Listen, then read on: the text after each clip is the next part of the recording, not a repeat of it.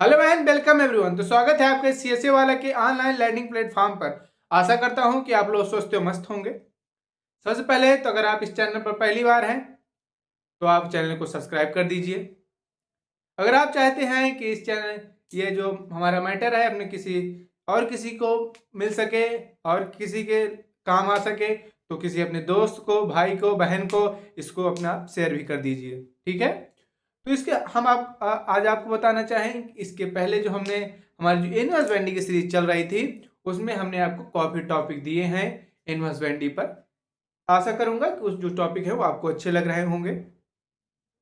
इसके पहले जो हमारा पहले दिन इसके जो पिछले वाला दिन था उसमें हमने आपको जो एक टॉपिक था हमारा वो क्लासिफिकेशन ऑफ काउ ब्रीड पर था।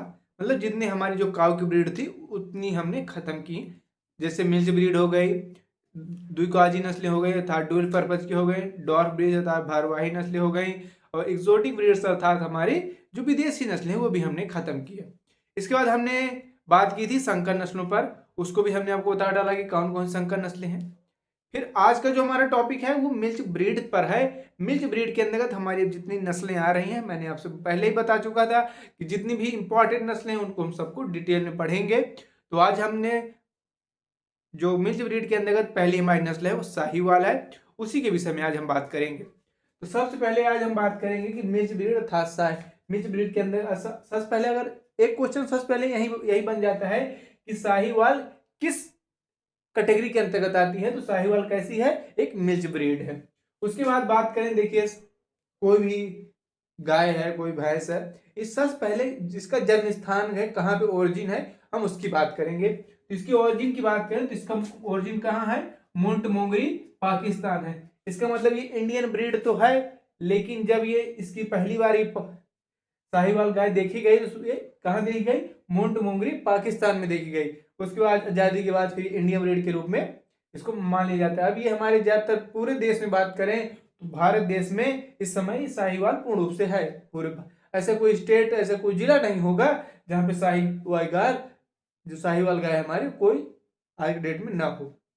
उसके बाद बात करेंगे इसके हम लक्षण की बात करें तो आप स्वाभाविक सी बात है कि आप देखते हैं साहिवाल जो है एक रेड कलर की गाय होती है। तो कैसी होती है? इसका जो कलर होता है वो रेड और ब्राउन होता है। ठीक है, कैसा होता है इसका कलर? रेड एंड ब्राउन होता है। इसकी और बात करें, इसका जो पूरा शरीर है ना वो एकदम ढीला ढीला सा लगा हुआ रहता है। एकदम ढीला मतलब आलसीपन की गाय आपने देखा होगा कि कहीं भी आपने मतलब जो फुर्तीलापन होता है ना वो इस गाय के अंदर एक भी नहीं है। इसीलिए इस गाय के जो बैल है ना वो एक भी कृषि कार्य के लिए प्रयोग नहीं किए जा सकते, क्योंकि इसके इस जो ब्रीड है ये इतनी सुर्ती मतलब कहें कि सुस्त होती है।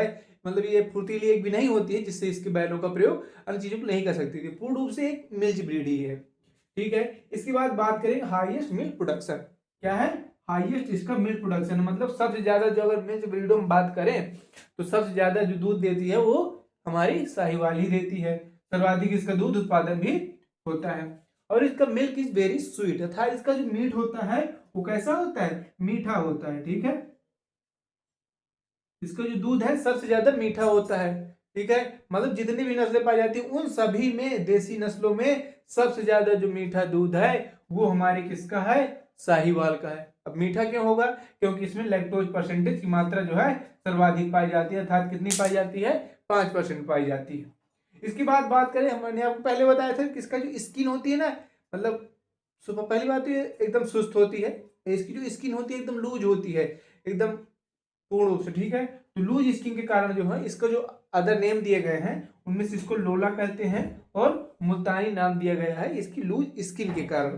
ठीक है, इसके बाद बात करेंगे चैंपियन डेयरी ब्रीड है, डेयरी हेती सर्वोत्तम है। मतलब कहने का कि अगर आपको कभी भी आप डेयरी खोलेंगे तो आपको बिना साहिवाल गाय के आप डेयरी, अगर आप डेयरी खोल रहे हैं बिना उसमें आप, स्वाभाविक सी बात है कि उस डेयरी में आपको जितनी भी डेयरी आज के देश में आपको इस समय देश में अंदर मिलेंगी, अगर वो किसी स्पेशली ब्रीड की नहीं है तो वह मिक्स ब्रीड में है तो उसमें आपको साहिवाल देखने को जरूर मिलेगी। क्योंकि साहिवाल के बिना आप कोई भी डेयरी नहीं खोल सकते, क्योंकि आप डेयरी खोल रहे हैं दूध के उद्देश्य से खोल रहे हैं और दूध सबसे ज्यादा यही देती है, तो स्वाभाविक सी बात है कि आप साहिवाल गाय को जरूर रखेंगे। तो क्या है ये? चैंपियन डेयरी ब्रीड इसको कहा गया है, क्योंकि डेयरी के लिए बहुत ही सर्वोत्तम ब्रीड है। इसके बाद इसके मिल्क प्रोडक्शन की बात करें तो मिल्क प्रोडक्शन जो इसका होता है वो 2000 से लेकर के 2500 लीटर होता है। पर ये एलपी का मतलब यहाँ पे लैक्टेशन पीरियड से है। मैंने आपको पहले बता रखा है कि लैक्टेशन पीरियड होता है अर्थात ब्यात काल होता है, मतलब एक ब्यात काल में ये जो 2000 से लेकर के 2500 लीटर दे रही है तो एक पूरे ब्यात अंतराल में दे रही है। मतलब जब से इसने ब्याई है उसके बाद जब दूध देना शुरू किया है, इसके बाद जब वो दूध देना बंद कर दी है पूर्ण रूप से, उसके बीच में इतने जो है 2000 से लेकर के 2500 लीटर दूध देती है एक ब्यात में। इसके बाद इसकी फैट की बात करें तो इसके अंदर जो फैट जो पाया जाता है वो 4.5 से लेकर के 6% इसमें फैट होता है। ठीक है, तो आज का जो पूरा टॉपिक था मिक्स ब्रीड पर था। मिक्स ब्रीड के अंदर हमने आपको साहिवाल गाय के विषय में बताया कि उसका जन्म स्थान क्या है, उसके लक्षण कौन कौन से हैं। इनमें से देखिए आपको ये जो है वेरी इंपॉर्टेंट है। इसका आपको कई पूछ लेता है कि निम्नलिखित में से कौन सी गाय की नस्ल का दूध सबसे मीठा होता है, साहिवाल का होता है। पूछ लेगा क्यों होता है, लैक्टोज के कारण होता है। फिर आपसे पूछ ले कि निम्नलिखित में से कि कौन सी गाय सर्वाधिक दूध देती है, स्वाभाविक सी बात है कौन देगी भैया, साहिवाल देगी। इसके बाद पूछ ले निम्नलिखित में से किसका उपनाम लोला और मुल्तानी है, तो लोला और मुल्तानी किसका उपनाम है, साहिवाल का है। इसके बाद निम्नलिखित में कौन सी चैंपियन डेयरी ब्रीड है, डेयरी के लिए कौन सा सर्वोत्तम है, तो आप कहेंगे साहिवाल है। मतलब डेयरी में बिना साहिवाल के आप जो है ना डेयरी नहीं खोल सकते हैं।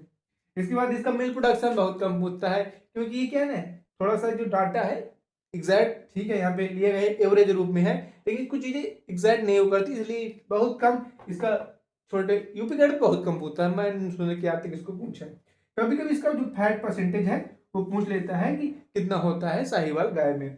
बाकी जितने क्वेश्चन बन रहे हैं उतने हमने आपको बता दिया, कौन कहाँ से कितना पूछेगा। लेकिन एक बात और बताऊं कि ये जो है नस्ल है यूपी बोर्ड से आईसीआर के लिए जितनी भी एग्रीकल्चर एग्जाम है, चाहे वो आईसीआर का हो, चाहे वो सीयूटी का हो, चाहे यूपी कैडेट का हो, चाहे यूपी बोर्ड ही क्यों ना हो, यूपी बोर्ड में अभी अभी जो नस्लें आएंगी उनमें अगर गाय के बारे में है तो गाय के बारे में साहिवाल जरूर आएगी, क्योंकि साहिवाल इतनी इंपॉर्टेंट ब्रीड है, इसके बिना कोई भी क्वेश्चन बन ही नहीं सकता है।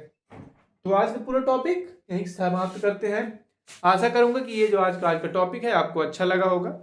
इस टॉपिक को आप अपने दोस्तों पे ज़्यादा शेयर करेंगे, और अगर आपको वीडियो अच्छा लगेगा तो आप स्वाभाविक सी बात है कि आप लाइक करेंगे।